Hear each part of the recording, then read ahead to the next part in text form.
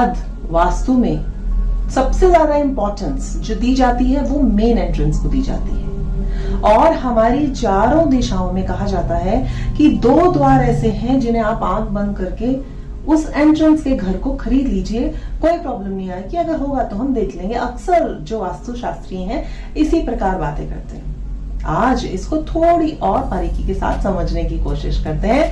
नमस्कार, स्वागत, अभिनंदन आपका अपने चैनल एस्ट्रो डॉक्टर शालिनी बहल में।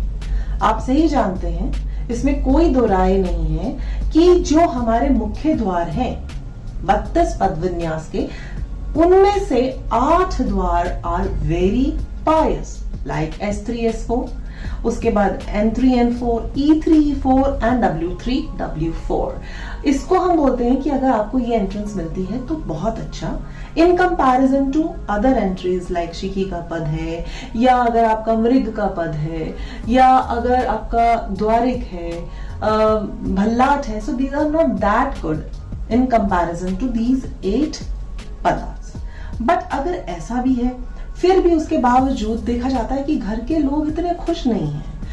हो सकता है अंदर कुछ और वास्तु दोष हो। तो क्या सिर्फ इतनी एंट्रेंस ही काफी है? नहीं, इस एंट्रेंस के साथ साथ आपको कुछ और भी देखना है। वो क्या है? The height of your main door. जो आपका मेन गेट है, चाहे वो आपका N3 N4 पर है, आप उसकी हाइट देखिए। जो आपके मेन डोर की हाइट है, आपके घर के बाकी सभी दरवाजों से बड़ी होनी चाहिए। One thing. The second thing is कि उस पे कुछ भी दरार जब भी आए, इट मीन्स आप ये सोचिए कि आपके घर में कहीं ना कहीं मनमुटाव है, आपके रिश्तों में मनमुटाव है, या आपके बिजनेस में कहीं ना कहीं रुकावट आने वाली है, वो आपको बिल्कुल आगाह करती है कि आप इस दरवाजे में आई हुई दरार को ठीक करें। या दरवाजे पे दरार आ सकती है, या उसके साथ जो दीवार है उस पे दीवार आ सकती है। अगर आपकी यही बहुत अच्छी एंट्रेंस है और आपने घर का दरवाजा ऊपर से ओवल शेप बनाया है, तो उस घर में ज्यादातर स्त्री संबंधित दोष देखे गए हैं, एक बात। और साथ ही साथ वहां पर कन्या संतति ज्यादा होती है इन कंपैरिजन टू वहां पर जो बॉय है उनके जन्म कम होते हैं। अब और क्या देखते हैं कि जो मेन एंट्रेंस है उसके दरवाजे के सामने 3 दरवाजे एक साथ नहीं होने चाहिए। यानी कि आपका जो मुख्य द्वार है, उसके बाद मान लेते हैं आपकी बैठक आती है, बैठक के बाद आपका कोई और कमरा आता है, तो वो तीनों के तीनों एक लाइन में नहीं होने चाहिए, बशर्ते आपका जो मुख्य द्वार है भले ही वो बाकी 2 दरवाजों से बड़ा हो। The next is there must be a दहलीज। दहलीज होनी, जो आजकल सब लोग हटा चुके हैं। जो दहलीज है ना, वो माँ लक्ष्मी का आगमन करती है। अगर दहलीज बनी हुई है तो वो बहुत अच्छा, अगर नहीं है तो आप एक आर्टिफिशियल दहलीज भी बना सकते हैं, लाइक अ पट्टी अकॉर्डिंग टू जोन सी भी, जैसे स्टील का जोन है, तांबे का जोन है, एल्यूमिनियम का जोन है, उसके अकॉर्डिंगली आप दहलीज पर वो चीज लगा सकते हैं, जिसे रोक नहीं बोला जाएगा, किसी तरह का उपाय नहीं बोला जाएगा, बट एक दहलीज के नाम पर। बिकॉज जो भी चीजें हैं वो हमारे मन की क्या मंशा है उसी के ऊपर ही डिपेंड करती है। मुख्य द्वार बहुत अच्छा है, परंतु ये सब चीजें हो रही हैं तो घर में बहुत ज्यादा प्रॉब्लम्स देखने को मिल रही हैं। आपको ये बहुत ज्यादा ध्यान रखना है। आप कहते हो घर अंदर से पूरी तरह से वास्तु जनक है, बेडरूम अच्छे हैं, किचन अच्छा है, टॉयलेट अच्छा है, मेन किट अच्छा है, but still there is a problem. क्या प्रॉब्लम है कि हमारी बैकबाइटिंग बहुत होती है, जो पहले नहीं होती थी। तो आप ये देखिए कि क्या आपके मेन घर जो एंट्रेंस है उसके बाहर कीचड़ तो नहीं है, कहीं पानी तो नहीं रुकता, या कहीं वहां पर इलेक्ट्रिक पोल तो नहीं है। अगर इलेक्ट्रिक पोल है तो आपस में जितनी भी घर की लेडीज होंगी उनकी नहीं बनेगी, और बाहर कंस्पिरेंसी का वो एक इशू क्रिएट हो जाएंगी। अगर कीचड़ है तो ये दिखाता है कि आपके किए हुए कितने भी कार्य हैं उनके ऊपर आपको लांछन लगेगा ही लगेगा। So just clear the entrance. कहीं पर भी कुछ गार्बेज गिर रहा है उसको भी क्लियर करें। अगर नाला है, एमसीडी का नाला है और वो बंद हो सकता है, तो आप उसे बंद कराएं, उसे खुला ना रखें, क्योंकि वो नेगेटिविटी क्रिएट करता है। कैसे? आप बाहर से आते हैं और नेगेटिविटी लेके आते हैं। साथ ही साथ जो शू रैक है मेन एंट्रेंस पर बिल्कुल ना रखें।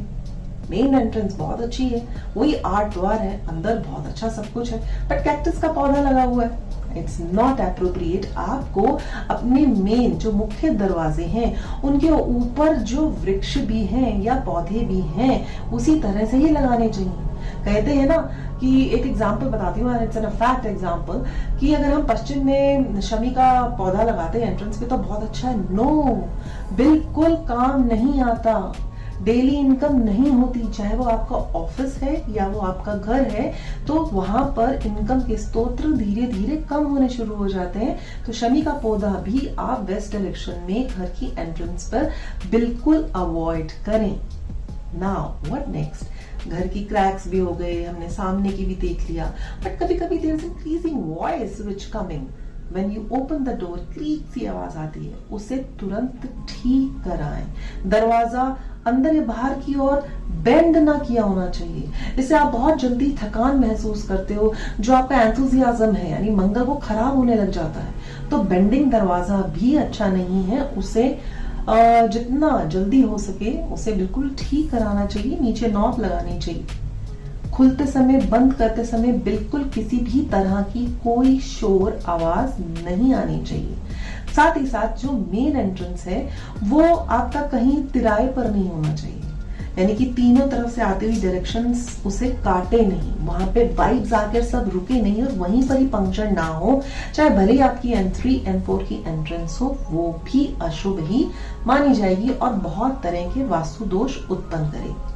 अब बात आती है कि घर हमारा अच्छा है, बड़ा है, बट इन नेट टोटल उस घर के अंदर जो टोटल दरवाजे हैं 2, 4, 6, 8 अच्छे हैं, 12 अच्छे हैं, लेकिन 10 दरवाजे नहीं होने चाहिए। जैसे हम सीढ़ियों की भी काउंटिंग करते हैं तो घर में टोटल 10 दरवाजे ना हो, 20 दरवाजे ना हो, मींस एंडिंग विद द 0 दरवाजे नहीं हो।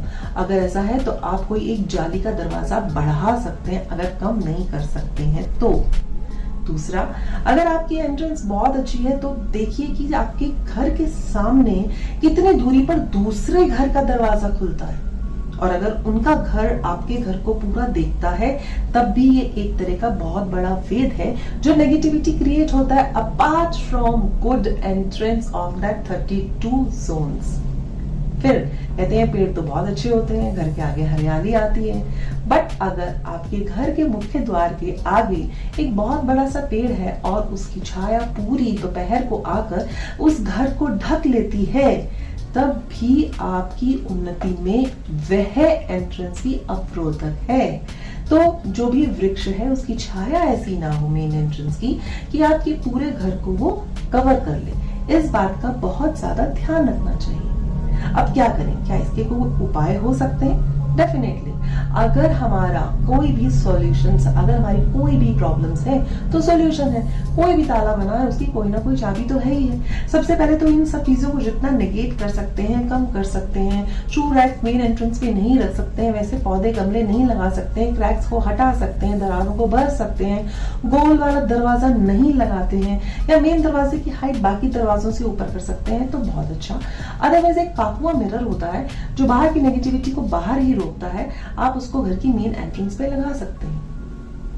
अगर घर के सामने भी कोई मंदिर है और मंदिर की मूर्ति आपको बहुत करीब से दिखती है, 3 फीट की दूरी पर है, तब भी वो मेन एंट्रेंस और वो घर के अंदर आना एक अवरोधक है, आपकी उन्नति में बाधक है। कहीं पर जैसे बोला कीचड़ है या कोई ऐसी जगह जहां पर पानी रुका रहता है या गंदे नाले के पास घर है, तो ये सभी घर एक अवरोधक शक्तियों का निवास स्थान बन जाते हैं, जिसमें खुशियां कम होनी शुरू हो जाती है। अब इसके लिए और क्या करें? जो सबसे अच्छा उपाय है वो ये है कि आप ये देखें कि अगर जो आपके घर की हाइट जो दरवाजा है उसकी तिगनी हाइट तक 3 टाइम्स अगर उसकी हाइट है और वहां तक अगर 3 टाइम्स नहीं करें तो मतलब फ्रॉम 2 से 3 गुना हाइट, मान लीजिए आपका दरवाजा 10 से 15 फीट का है तो 20 फीट तक अगर ये कोई भी अवरोध नहीं है तो आपका मुख्य द्वार पूरी तरह से सुरक्षित है। कुछ रुकावट नहीं, खुशियां आएंगी, लक्ष्मी आएगी, बरकत आएगी, मनमुटाव नहीं होगा, घर में सामंजस्य बना रहेगा। तो मुख्य द्वार के लिए सिर्फ N3, N4, S3, S4, W3, W4, E3, E4 is not only important. The important is to check what exactly the shape, the size, the color of that main door. It's being protected through all the negativity up around that areas.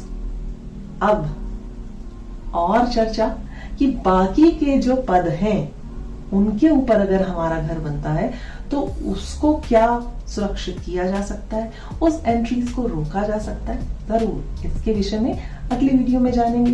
Till then take good care of yourself and your loved ones. जल्द मिलते हैं, तब तक के लिए नमस्कार, प्रणाम.